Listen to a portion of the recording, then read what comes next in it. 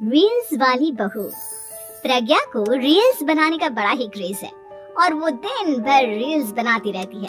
खाते पीते घूमते फिरते घर में कॉलेज में रील्स बनाने के कारण प्रज्ञा पूरे कॉलेज में हाईलाइटेड है। जहाँ उसकी रील्स सभी को पसंद आते हैं, वहीं मनीषा चिंता में डूबी रहती है। प्यारे दोस्तों, हमारी वीडियो पसंद आ रही है तो हमारे चैनल को लाइक और सब्सक्राइब जरूर करें।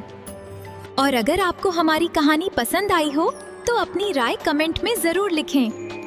धन्यवाद दोस्तों। एक रोज जब खाते हुए प्रज्ञा रील्स बना रही होती है, तब मनीषा कहती है, 1 मिनट भी चैन नहीं है इस लड़की को। ये नहीं कि खाना तो आराम से खा ले, लेकिन नहीं, अरे थोड़ी देर रील्स नहीं बनाओगी तो आसमान नहीं टूट पड़ेगा। अरे मम्मी, इसी को तो कहते हैं डिटर्मिनेशन। तुम नहीं समझोगी ये सब। भगवान, इस लड़की को सद्बुद्धि दे। जब देखो तब टेढ़ा बाका मुंह बनाती रहती है। मनीषा की बात का प्रज्ञा पर जरा भी असर नहीं होता और वो खाते खाते रील्स बनाती रहती है। दिन बीतने लगते हैं और देखते देखते प्रज्ञा का कॉलेज भी खत्म हो जाता है। आए दिन कोई ना कोई मनीषा को प्रज्ञा की शादी करवाने का सुझाव दे जाता है। सब ठीक ही कहते हैं, प्रज्ञा की शादी कर देनी चाहिए। अपने घर के काम काज में व्यस्त हो जाएगी तो खुद ही ये रील्स और नाच गाना बंद हो जाएगा।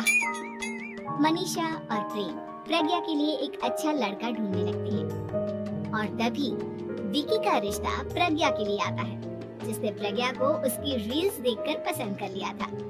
अगले दिन विकी अपने माता पिता के साथ प्रज्ञा के घर पहुंच जाता है और प्रज्ञा साड़ी पहने हाथों में चाय की ट्रे लिए उनके सामने आती है।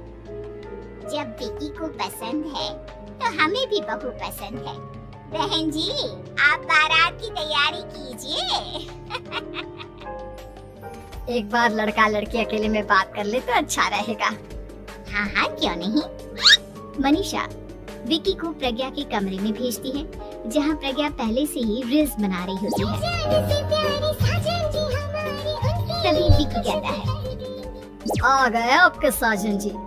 हमारे साथ ये रील्स कंप्लीट करती तो और भी अच्छा रहता। अच्छा जी, अब आ ही गए हैं तो बना ही लेती हूँ आपके साथ। दोनों मिलकर रील्स बनाते हैं। जब वी मीट और तुरंत पोस्ट पे कर देते हैं। फिर विकी कहता है, जब आप साड़ी में चाय लेकर आई तब मुझे लगा कि कहीं मैं गलत घर में तो नहीं आ गया। अब सही है। दोनों की शादी पक्की हो जाती है और शादी के दिन भी प्रज्ञा रील्स बनाने से चूकती नहीं। यहाँ तक कि बारात के समय भी नाचते हुए रील्स बनाती है। सभी लोग प्रज्ञा की तारीफ के पुल बांध देते हैं और प्रज्ञा नाचती गाती अपने ससुराल चली जाती है। सब कुछ अच्छा चल रहा होता है। प्रज्ञा यहाँ भी दिन भर हर चीज की रील्स बनाती रहती है। लेकिन कुछ दिनों के बाद जब सुनीता कहती है, बहू, ये रील्स के साथ साथ कुछ काम भी कर लिया करो। वैसे तुझे और क्या क्या बनाना आता है? मम्मी जी, वैसे तो सब कहते हैं कि मैं सब कुछ अच्छा बनाती हूँ, लेकिन मुझे लगता है कि मैं मैगी अच्छा बना लेती हूँ। हाँ, कॉफी भी अच्छा बना लेती हूँ और मुंह तो सबसे अच्छा बना लेती हूँ। हैं? अच्छा अच्छा। सुनीता अपना माथा पकड़ लेती है और कहती है, बहू, कुछ खाना बनाना भी सीख लेती। मम्मी जी, मैं लंबी प्लानिंग कर रही हूँ। जल्दी ही मैं इतनी फेमस हो जाऊंगी कि मुझे पैसे मिलने लगेंगे। हम दोनों सास बहू राज करेंगे, राज। नौकर काम करेंगे और लोगों की तो लाइन लगेगी हमसे मिलने के लिए। तेरा दिमाग खराब हो गया है क्या बहू? हंसी मजाक तक ठीक है, लेकिन इस तरह घर नहीं चलते। जितना जल्दी हो इस घर के तौर तरीकों को सीख लो।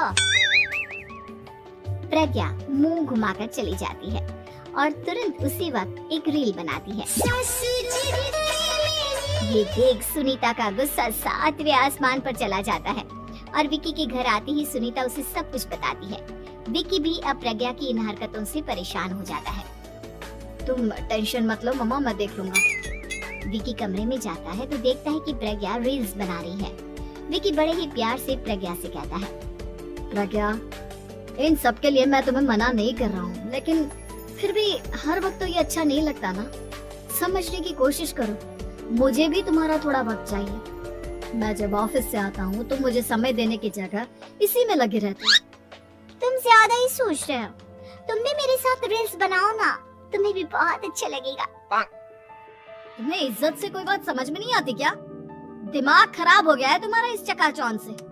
अगर तुमने अपना रवैया नहीं बदला तो मैं तुमसे दूर चला जाऊंगा।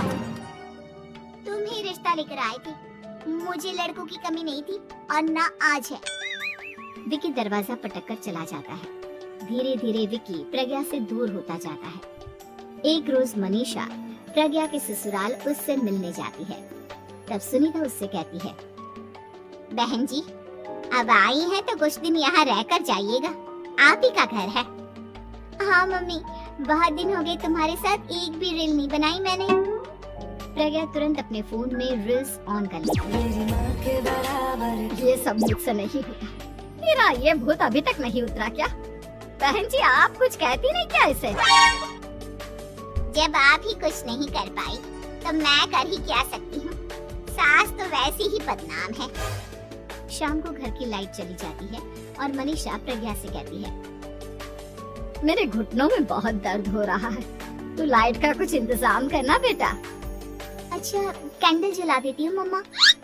प्रज्ञा गाते हुए कैंडल जलाती है और खिड़की के पर्दे के पास रख देती है। मनीषा जिसे बहुत दर्द हो रहा है वो सो जाती है और प्रज्ञा हमेशा की तरह अपने रील्स में लग जाती है। उधर कैंडल की वजह से पर्दा आग पकड़ लेता है और मनीषा के कमरे में आग लग जाती है। बचाओ! कोई है, बचाओ! सभी भागते हैं और विकी कमरे की आग बुझाने में लग जाता है, लेकिन तब तक मनीषा आधी जल चुकी थी। मनीषा की हालत देख प्रज्ञा रोने लगती है। विकी मनीषा को तुरंत हॉस्पिटल ले जाता है और उसे एडमिट कराता है। विकी प्रज्ञा से कहता है, देख लिया ना, तुम्हारे इस नाच गाने की वजह से आज तुम्हारी माँ की जान जाते जाते रह गई। अब पता नहीं तुम और क्या चाहती हो। उधर डॉक्टर कहते हैं, इनकी हालत बहुत नाजुक है, आधे से ज्यादा जल चुकी है। प्रज्ञा रोती हुई मंदिर में जाती है और भगवान के आगे जाकर कहती है, भगवान मेरी माँ को ठीक कर दो, मैं कसम खाती हूँ हाथ से ये रील्स बनाना छोड़ दूंगी, बस मुझे मेरी माँ वापस मिल जाए। 2 दिन बीत जाते हैं और मनीषा खतरे से बाहर आ जाती है। पेशेंट अब ठीक है, आप लोग उनसे मिल सकते हो। सब कोई मनीषा से मिलता है और प्रज्ञा सबके सामने अपना फोन तोड़ देती है। मुझे माफ कर दो मम्मा, मैंने तुम लोगों की बातों को नजरअंदाज किया। बेटा कोई भी चीज जरूरत से ज्यादा खराब है। मैंने तुम्हें रील्स बनाने से कभी मना नहीं किया, लेकिन हर वक्त एक ही चीज तो सही नहीं है। मैं समझ गई हूँ मम्मा, आई एम सॉरी। प्रज्ञा उस दिन से रील्स बनाना छोड़ देती है